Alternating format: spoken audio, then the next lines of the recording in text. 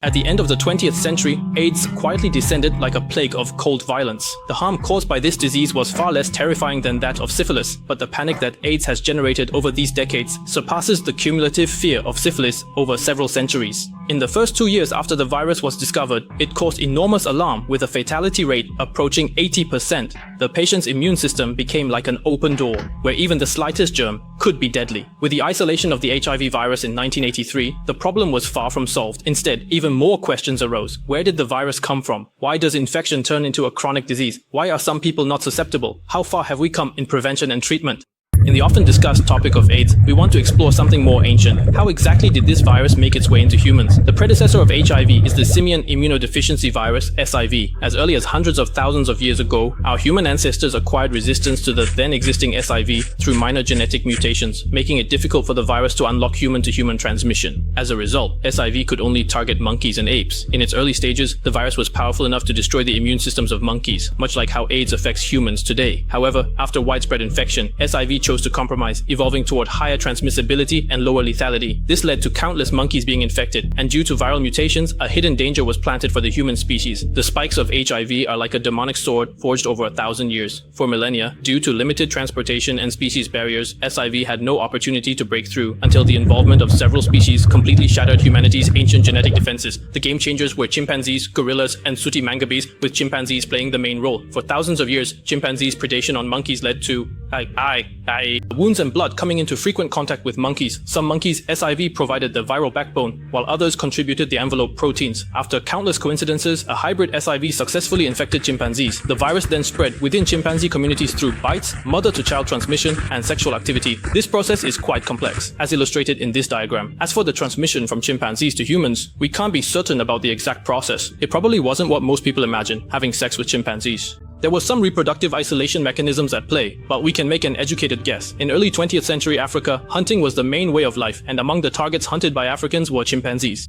The accident may have happened during a slaughter. The chimpanzee they slaughtered was infected with SIV. The virus-laden blood came into contact with the butcher's wound. The wound was like a strong suction, and the virus began to swarm in. The long-term invasion of a large number of viruses caused SIV to mutate in the human body into HIV, which can be transmitted between humans. Scientists have pinpointed the initial birth of HIV in the colonies of Central and West Africa between 1910 and 1930. This place was a mess. Many colonial cities were composed of sex trade and high incidence of genital ulcers. In 1928, as many as 45% of the female residents of Kinshasa were prostitutes. By 1933, about 15% of the city's residents were infected with syphilis. When HIV meets genital ulcers, it is like Hiroshima's inexplicable attraction to nuclear bombs. Promiscuity laid the foundation for AIDS. With the help of colonial railways, nuclear transportation, and urbanization, HIV began to realize the halfway point of global infection. This cold violence plague also started from then on. In the following decades, wars and bloodshed, the sharing of needles and other behaviors caused HIV to spread rapidly. It was further transmitted from mother to child, leading to the spread of AIDS in West and Central Africa. With the movement of laborers, soldiers, immigrants, and travelers, HIV was introduced from Congo to Haiti between 1967 and 1971. From Haiti, it was introduced to the United States between 1971 and 1972. The degree of freedom in the United States was higher than we imagined at that time. Each person in the male heart chain patient group had an average of more than 11 unprotected sexual partners per year. Because of the long incubation period of HIV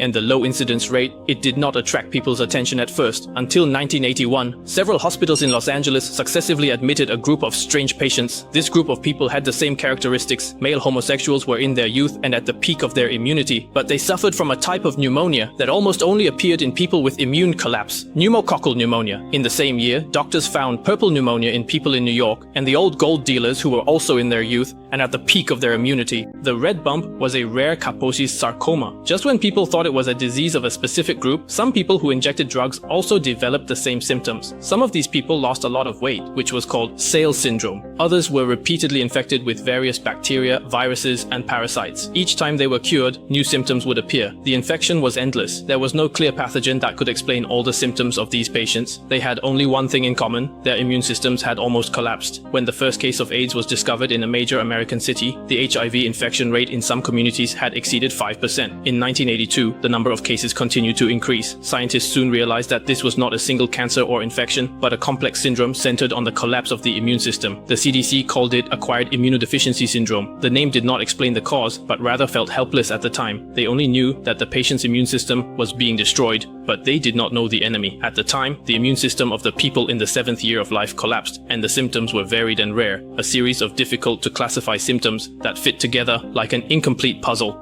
At that time, no one knew that the real culprit, HIV, had been lurking in the dark for decades, silently crossing continents and people. Worldwide, HIV infection had spread from cities to rural areas and across oceans to appear in my country and neighboring countries. Among the cases reported in the United States that year, 771 cases of AIDS were confirmed and 618 died, with a mortality rate of over 80%. The turning point occurred in the spring of 1983. In the laboratory of the Pasteur Institute in Paris, France, researchers isolated a strange retrovirus from a patient with a swollen 08 segment. Under a microscope, the virus particles looked like tiny spheres, and the surface looked like it was covered with spikes. This was the real culprit of AIDS. On May 20th, 1983, the Pasteur Institute published its research results on this new human retrovirus in a scientific journal for the first time. The mystery was solved, and the face of the enemy was exposed. In the following years, the medical community began to track the virus's route in the human body like Sherlock Holmes. They first discovered that the number of a type of immune cell called CD4T08 cells in the patient's body had dropped drastically. Normal people have thousands of these cells per cubic millimeter of blood, but AIDS patients only have a handful. Very few,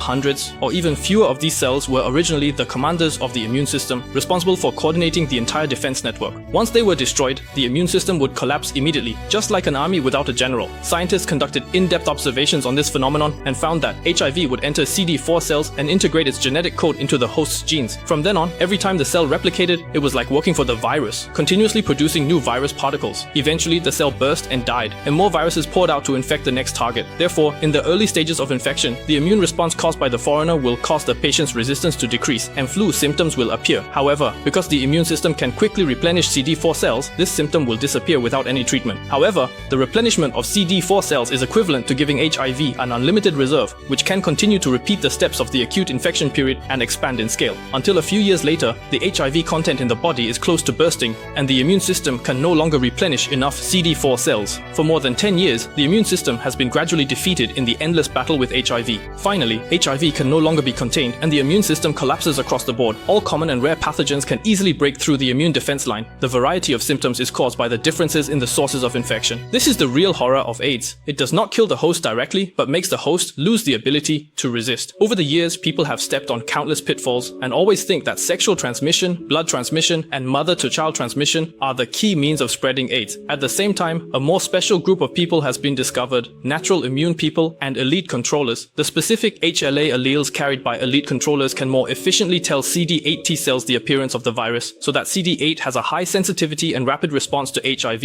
However, since HIV has been integrated into DNA at this time, it cannot be eradicated. Elite controllers are more like ordinary people who have made a wave of enhancement of their immunity to HIV.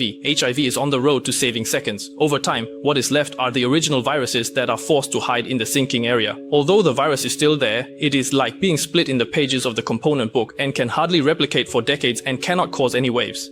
However, since there is still a small amount of virus in the body, even elite controllers still have a small chance of infecting others. This group of people accounts for about 0.5% to 1% of all HIV-infected people. But people with natural immunity are different. During acute infection, HIV will seek out and destroy CD4 T cells that express CCR5. Natural immune people have a deletion mutation in their CCR5 gene, which results in the absence of normal CCR5 on the cell surface. Therefore, HIV cannot enter CD4 cells and can only wait to be killed by immune cells. It is like HIV using a key to open a door and finding that the door is electronically locked and cannot be opened at all. Other people with natural immunity do not have CCR5 mutations, but their natural immunity is extremely active, and they will die as soon as the virus invades. HIV cannot survive in their bodies, but the number of people with natural immunity is far greater, less than elite controllers accounting for only 1% of the total population. So what about a radical cure? Has anyone ever thought about a radical cure? The development of modern medicine has silenced countless pathogens. So why does HIV become a stubborn disease once it enters the human body? The threat posed by AIDS is so great that Biovac Inc. has initiated a screening program to search for compounds that can effectively fight the virus. By chance, in November 1984, BioVac Inc. discovered that zidovudine, first synthesized in 1964, can inhibit the replication of animal retroviruses in vitro. BioVac Inc. quickly advanced clinical trials and received FDA approval for the treatment of AIDS in 1987. In the following 10 years, zidovudine was almost the only lifeline, and the results were quite remarkable.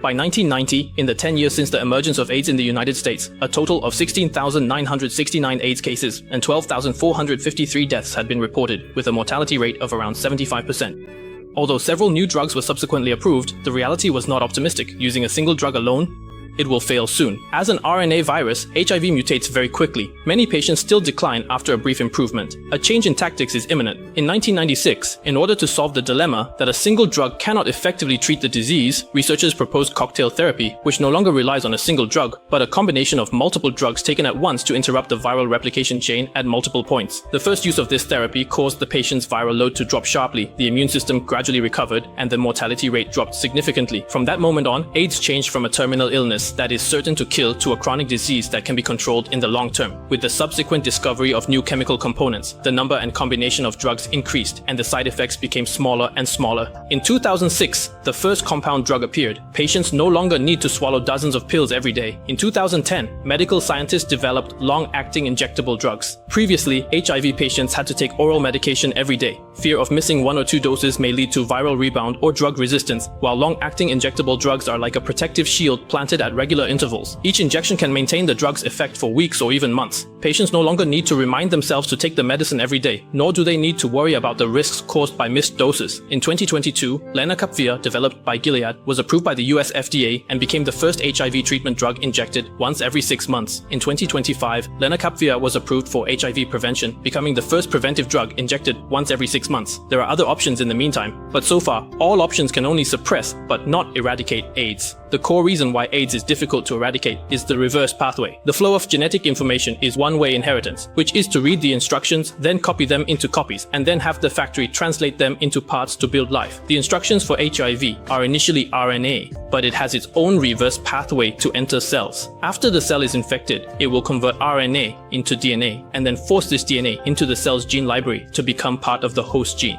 This is equivalent to using fake instructions to deceive the factory into manufacturing. Even if all the free virus particles in the blood are cleared, as long as the cell is still alive, this viral DNA will be preserved. It is precisely because of this step that it becomes extremely difficult for humans to completely eliminate HIV. The infection is difficult to eliminate and medication cannot be used to cure it. The only thing to do is to use condoms to maintain a stable and healthy partner. In the long history of human struggle against AIDS, vaccine research and development has always been the key battlefield to conquer this stubborn disease. As early as 1988, the United States began the first clinical trial of HIV vaccine, but many explorations have not yet found a feasible vaccine. The Thai vaccine, known as the New Hope, has a protection rate of only 31%. Although my country's first replication-type Paradise bean sprout vector AIDS vaccine has recently completed the first phase clinical trial, it is a global confidence in the development of an AIDS vaccine has increased, but there is still no vaccine to isolate AIDS. Over the past 100 years, it accidentally crossed from the depths of the jungle, spread along railways and air routes to the world with the blood and desire of colonization, and brought death and fear to people under the shadow of globalization. It took scientists more than 40 years to suppress it from a terminal illness that is bound to kill to a controllable chronic disease. But to this day, HIV remains one of the most difficult mysteries in medicine. The trial of AIDS is unfair. There are always people who fall into the abyss of AIDS because of concealment. They may be medical workers or ignorant young people. Killing everyone with a single blow is not the best option. The horror of AIDS does not lie in the massacre like most plagues, but in the fact that it absorbs the human body's supplies to fight and sustain itself. This battle may take decades or even longer, but mankind is no longer struggling in the dark, but is pushing forward step by step into the future. I am Chino. See you next time.